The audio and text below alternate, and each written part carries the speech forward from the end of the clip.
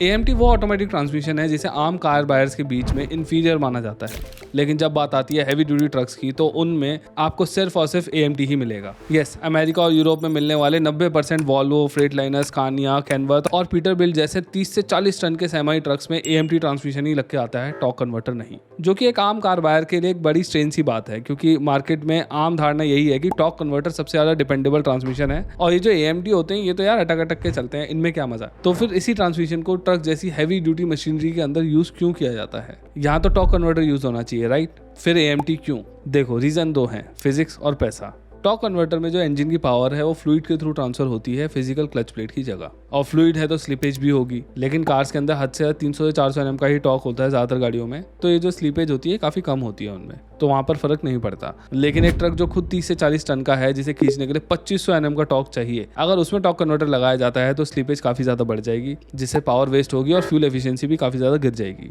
और एक semi truck साल भर में 1.5 लाख किलोमीटर तक चलता है, 60 से 70 लाख रुपए सिर्फ डीजल पे खर्च होते हैं, और यहाँ अगर बैड एफिशिएंसी की वजह से 3 से 4% का भी फ्यूल लॉस होता है ना, तो फ्लीट ओनर को लाखों रुपए का नुकसान होगा।